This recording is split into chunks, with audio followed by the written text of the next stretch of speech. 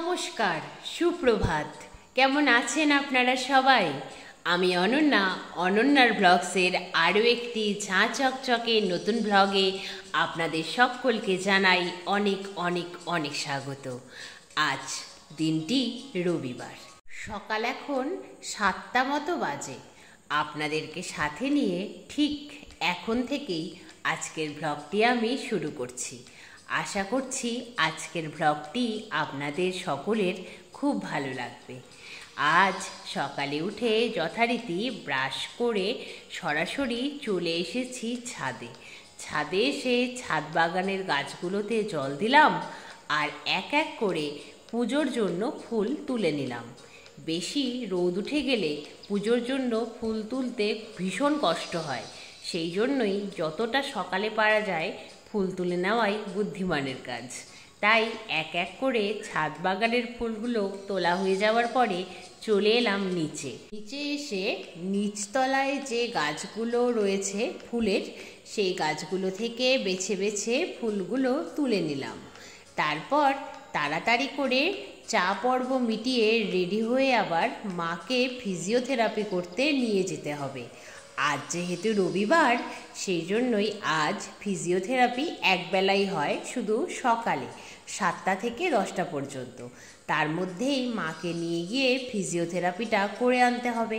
সেই জন্যই চা পর্ব মিটিয়ে চলে গেলাম ফিজিওথেরাপি করতে। ফিজিওথেরাপি করে বাড়িতে এসে ফ্রেশ হয়ে ড্রেস চেঞ্জ করেই দেখলাম ভীষণ খিদে পেয়ে গেছে।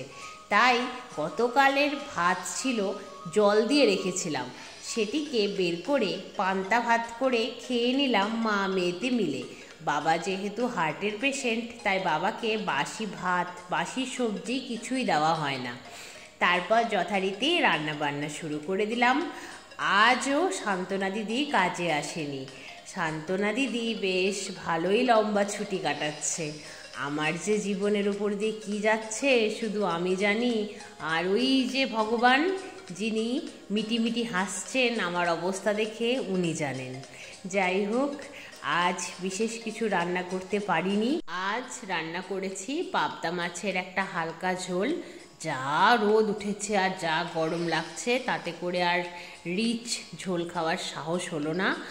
আর রান্না করেছিলাম ঢ্যাঁড়স ভাজা, এইটুকুই। আর ভাত তো রয়েছে, বাস। তারপরে রান্নাঘর গ্যাস সব পরিষ্কার করে তাড়াহুড়ো করে কলতলায় এসে বাসনগুলোকে মেজে নিলাম। তারপর কলতলা ধুয়ে এক এক করে পুজোর বাসনগুলো মেজে নিলাম। এখন এক এক করে সব ঘরগুলো মুছে নিচ্ছি। তারপরে স্নান সেরে পুজো করতে হবে। মায়ের এই অসুস্থতা আমাকে এই কয়েক মাসে অনেকটা ম্যাচিওর করে তুলেছে জানেন।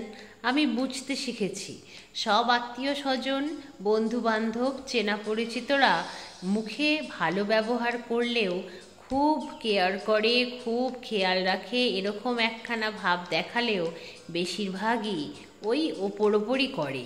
জীবনযুদ্ধের লড়াইটা নিতান্তই একার, কেউ কারোর হয়ে লড়ে দেয় না জানেন। এই সময়টিতে আমি আরও বুঝতে পারলাম যে সবাই শুধু জ্ঞানই দেয়, কেউ সঙ্গ দেয় না।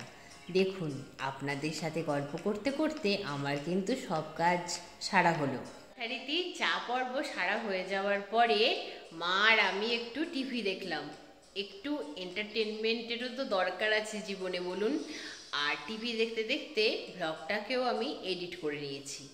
তারপরে যথারীতি বাবার ডিনারে টাইম হলো, বাবাকে ডিনারটা সার্ভ করে দিলাম। তারপরে আমার আর মায়ের ডিনারের টাইম হতেই আমরাও ডিনারটা সেরে নিলাম। তারপরে রান্নাঘরে যা যাবতীয় কাজ আছে সব সারলাম। তারপর এই জাস্ট ঘরে এলাম। ঘরে এসে বেডটাকেও রেডি করে নিয়েছি। এখন শুধু শুয়ে পড়তে হবে। দু চোখ ঘুমে বুঝে আসছে জানেন, ভীষণ ক্লান্ত লাগছে আজকাল। কে বলবে সামনে পুজো, না হলো চুলের কোনো কেয়ার, না হলো আইব্রো, না হলো ফেসিয়াল, কিচ্ছু হলো না। কেমন হবে এবার আমার পুজো? সারাদিন ধরে শুধু কাজই করে যাচ্ছি, কাজ আর কাজ। সারাদিন যেন দৌড়চ্ছি, এই কাজটার পরে ওই কাজটা আছে, ওই কাজটার পরে ওই কাজটা আছে। সত্যি আমার জীবনটা কি থেকে কি হয়ে গেল। ভাবতেই অবাক লাগে। আর তার মধ্যে সান্ত্বনা দিদি ভালোই ছুটি নিয়ে বাড়িতে বসে আছে। মা কল করেছিল সন্ধেবেলা, জানেন, কলটা রিসিভ করে বলল কালকেও হয়তো আসতে পারবে না। আবার এদিকে পেইন্টারের আগামীকাল আসার কথা, আজ আসেননি, কারণ আজ সকাল 9টা থেকে বিকেল 3টে অবধি কারেন্ট ছিল না, সেই জন্যই আসেননি। যাই হোক, উনি বললেন আগামীকাল আসবেন, জানি না আসবেন কি না। আর যদি আসেন তাহলে আমার পরিস্থিতি কি হবে একবার ভাবতে পারছেন? আমি ভাবতে পারছি না। মাঝে মাঝে কি মনে হয় জানেন, সব ছেড়ে ছুড়ে পালিয়ে যাই, কিন্তু সেটা তো সম্ভব নয়, কারণ পালিয়ে যাওয়াটা কোনো সমাধান নয়, তাই লড়ে যেতে হবে। একজন সাধারণ মেয়ের জীবন যুদ্ধের লড়াইটা ভীষণ কঠিন হয়। একজন সাধারণ মেয়ের জীবন যুদ্ধের লড়াইটা যে শুধুই তার একার। অসাধারণ হলে হয়তো অনেকে সাথ দিত, কিন্তু সাধারণ মেয়েটার পাশে কেউ থাকে না, জানেন। এখন বুঝলাম বিপদে না পড়লে যে বন্ধু চেনা যায় না। আমি বারবার বিপদে পড়ে বুঝতে পারলাম এই পৃথিবীতে বায়োলজিক্যাল প্যারেন্টস ছাড়া কেউ কারোর আপন নয়। সবাই স্বার্থে চলছে, জানেন, কেউ আপন নয়।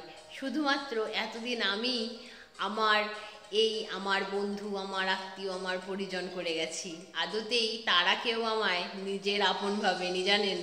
কি অবস্থা, সত্যি ভাবতেই না এতটা বিরক্ত লাগে যে কি ইডিয়েট ছিলাম আমি। এখন বুঝতে পারছি কতটা গাধা ছিলাম। যাই হোক, মানুষ তো থেকে শেখে।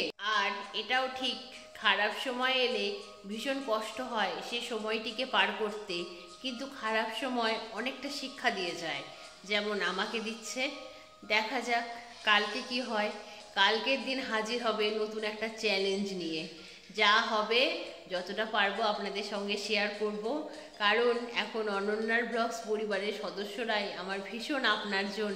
আমার জীবনে খোলা জানলার মতো, যেখানে দাঁড়িয়ে আমি প্রাণ ভরে শ্বাস নিতে পারি, আমার মনের কথাগুলো খুলে বলতে পারি।